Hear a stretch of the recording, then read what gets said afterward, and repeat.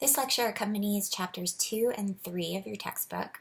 We're going to focus on personality research methods and the assessment of personality specifically. The field of psychology was built on asking questions. The very foundation of personality psychology is assessment, and this involves defining and evaluating psychological constructs that are meant to capture who we are and how we're different from one another. In contrast to the basic sciences or other social sciences, which focus on memorizing and using what's already known, personality psychology is all about learning how to identify and explore the unknown. Because personality is complicated, you have to look for clues to the different parts of the psychological triad, which you should remember from chapter 1 refers to the pattern of thoughts, feelings, and behaviors that make us who we are. By clues, I mean the observable aspects of personality. Clues are ambiguous, however. You can't see personality directly.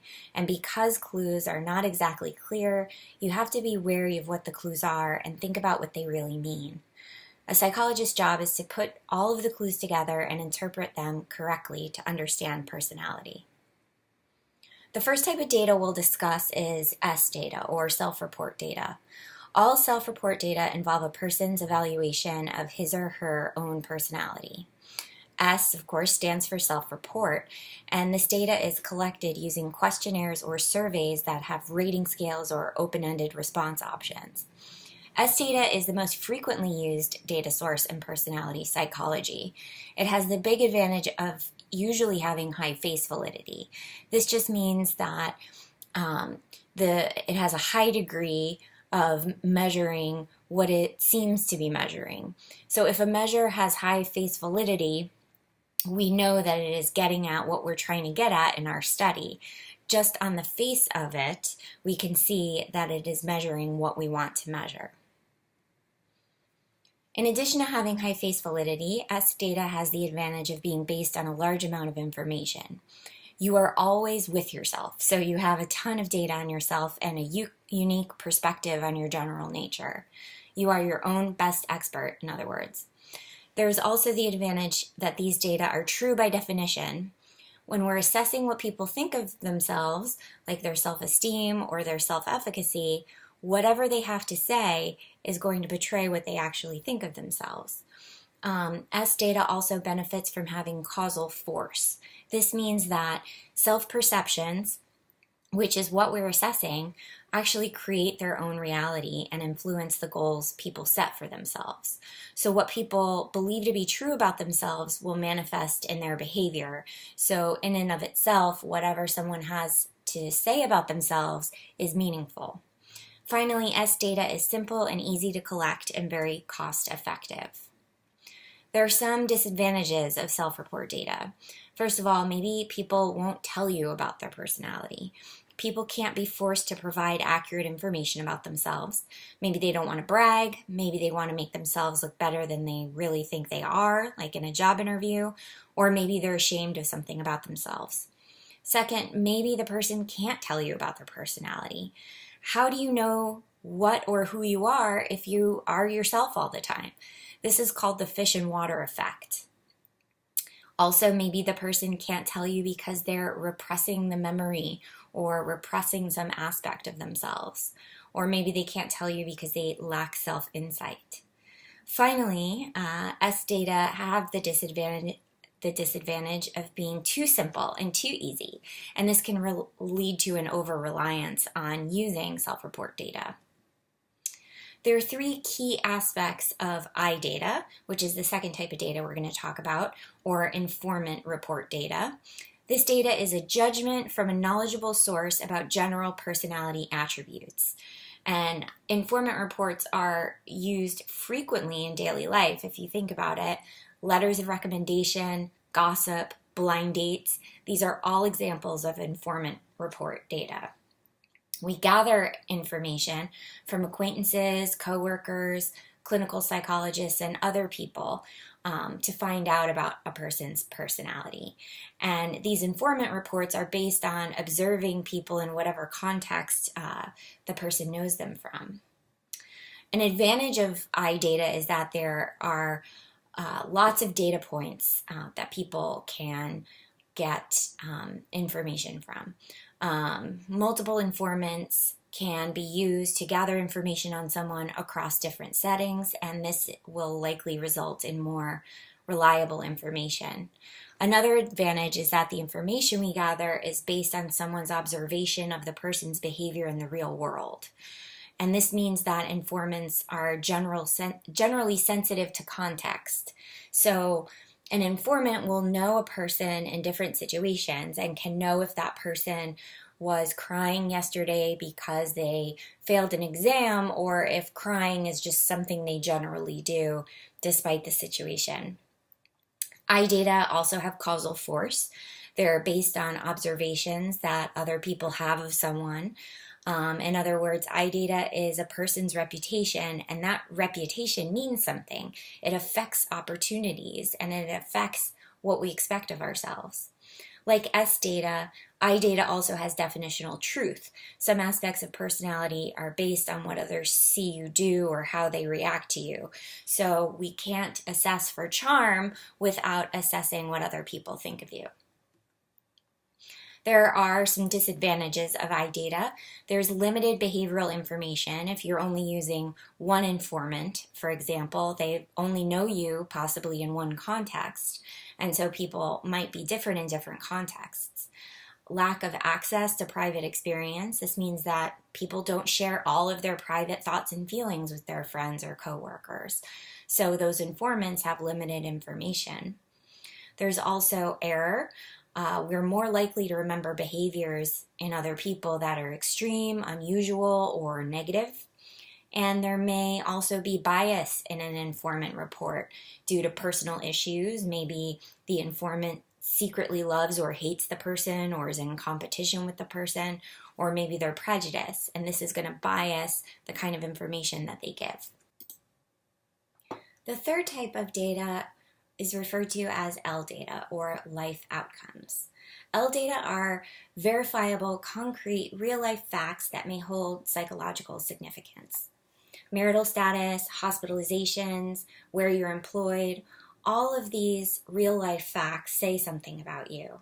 This data can be obtained from archival reports or from self-report. It can come from social media like Facebook.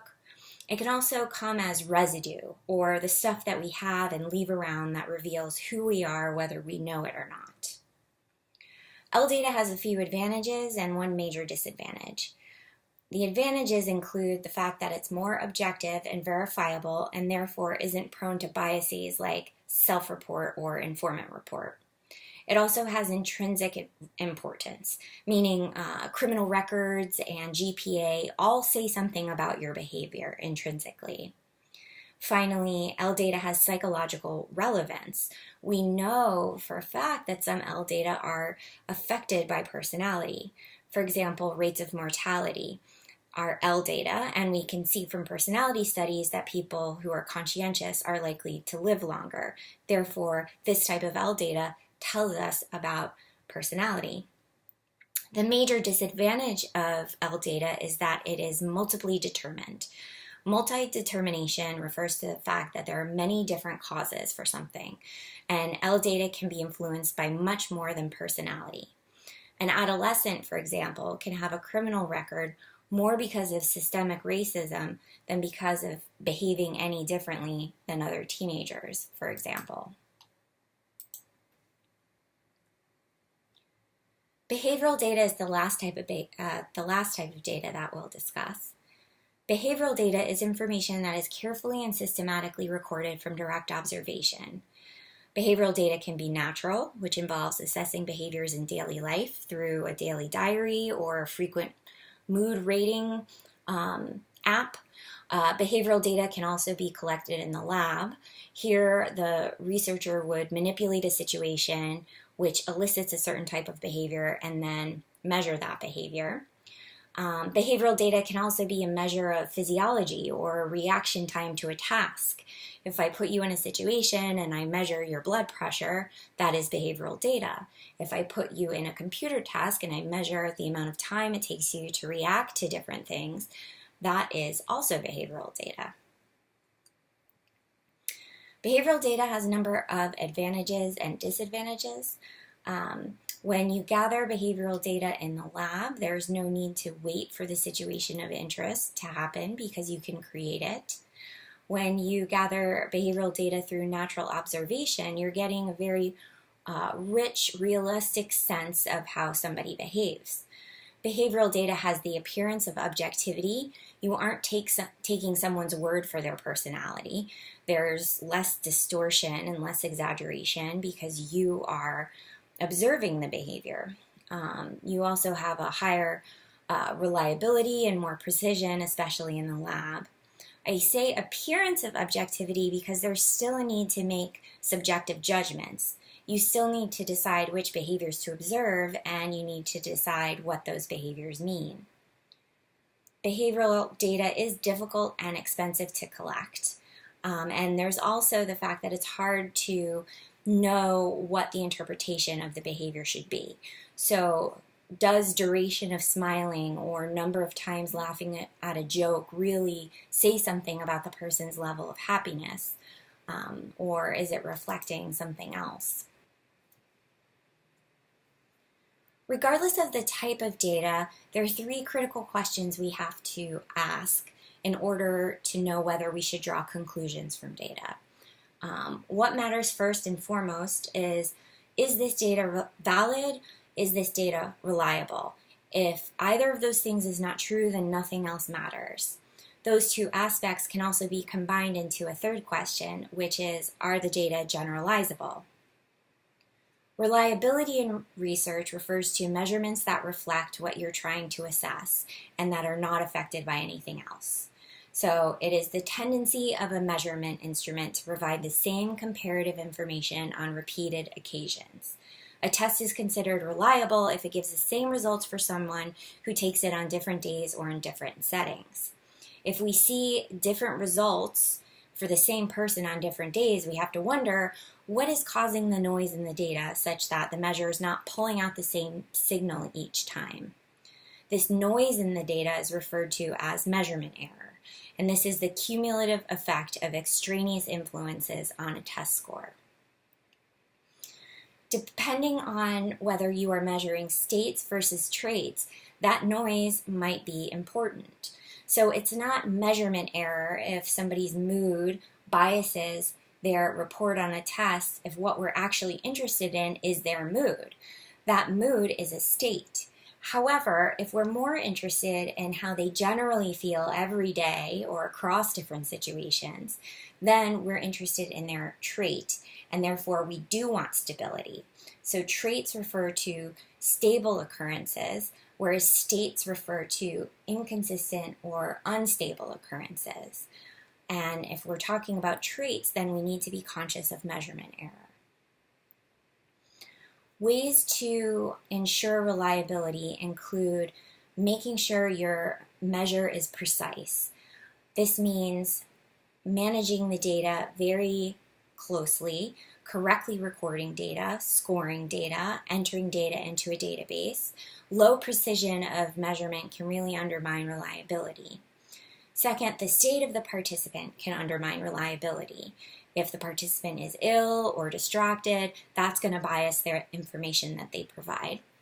The state of the experimenter can also undermine reliability. If the experimenter is not treating all participants in exactly the same way, reliability will be undermined.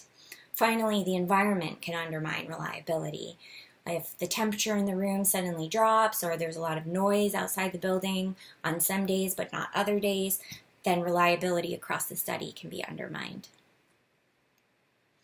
To enhance reliability, therefore, we have to be very careful. We have to double check measurements, check data entry. It's good to use a script or a protocol so that every research participant is run in exactly the same way. It's also important to measure an important behavior or have a study that engages participants. Finally, aggregating data as much as possible can ensure reliability. This means taking many measures of the same things and then taking an average. When a measure contains some error, if you take many different measures and then average across them, then that error is supposed to fall away. Validity is the degree to which a measure actually reflects what one thinks or hopes it does. Reliability is necessary but not sufficient for validity. Why is this? Well, if the answer to a particular question is always changing and unreliable, how can it be the right answer? Validity is there if your measure is capturing what it is designed to capture. Sometimes this is tricky to know because the constructs that we measure in psychology are not objects. They're not clearly defined. An IQ test is valid if it truly measures intelligence.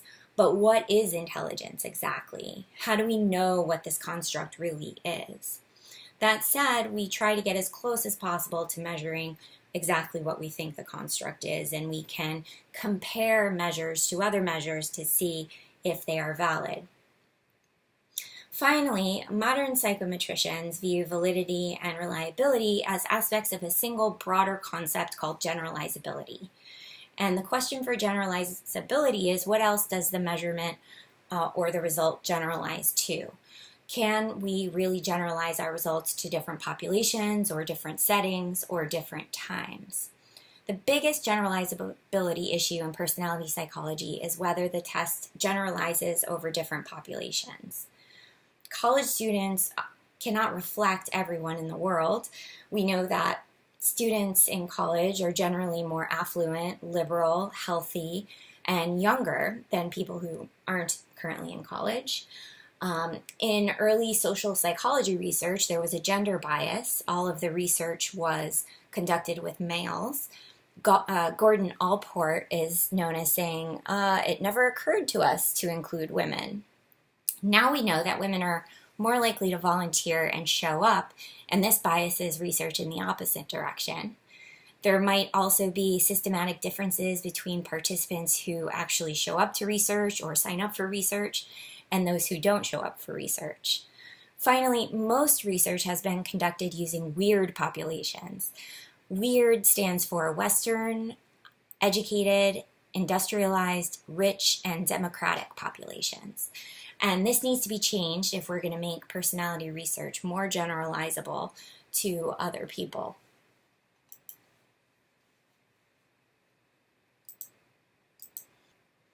I've talked about personality research in general, types of data and data quality. Now let's talk about personality assessment in particular. So as a reminder, personality is defined as the characteristic pattern of behavior, thought, and emotional experience that exhibits relative consistency across time and situations. So the assessment of personality is the measurement of relatively stable attributes of people. We can break personality assessment into objective and projective types of tests. Objective personality tests are measures that can be detected at a glance. If a test consists of a list of questions to be answered yes or no, true or false, or on a numeric scale, then it's an objective test. Some of these tests are designed to measure a range of different personality traits, and these tests are called omnibus inventories. The MMPI or the NEO, these are types of tests that measure multiple personality traits. But there are also tests that only measure one trait, like the highly sensitive person scale measures the degree to which someone is sensitive to the environment in general. Although most objective tests provide S or self-report data, there is also a test called the implicit association test, and this provides behavioral data. Because it provides behavioral data, it's also known as a performance-based test. The implicit association test, or IAT for short, is based on the theory that certain aspects of our personality are less likely to be accessible via conscious response to a measure. The IAT measures how quickly participants respond to instructions to discriminate between terms that apply to the word me versus the word others, for example. So if people are faster at pairing me with the word shy, the theory is that they are shy. Is this implicit test better than other more explicit measures of personality like self-report? Well, it depends. Studies show that self-report measures can sometimes predict consciously controlled behaviors better, while implicit measures predict more spontaneous behaviors better. Projective tests involve presenting a person with an ambiguous stimulus and asking the person to describe what they see or what they think something means. The idea is similar to the IAT in that maybe a person isn't aware of their inner processes, and it will be more accurate to assess personality indirectly. However, it's different from the IAT in that it's not measuring something objective. In the IAT, the measure is the reaction time. It's number of seconds it takes, or milliseconds it takes somebody to respond to a certain word. The Rorschach is a projective test, and the person is shown ink blots and they're told to describe what they see, and then the researcher must interpret that person's descriptions to try to understand what their responses mean in terms of their personality. The thematic apperception test is another kind of projective test. It asks people to tell a story about a drawing. And the TAT is thought to measure implicit motives and to reflect more accurately what people want compared to what people say that they want. You'll see this test in action when you do your reflection assignment. There are some advantages of projective tests. One is that they're good for breaking the ice. Some skilled clinicians might even be able to use projective tests to use them to get information that is not captured in other types of tests. However, projective tests have way more disadvantages. There is very little validity evidence for most of these tests. They are very expensive and time-consuming. A psychologist cannot be sure about whether what the responses to the test truly mean, and we know that other less expensive tests work as well or better than projective tests. And that's it for personality research methods.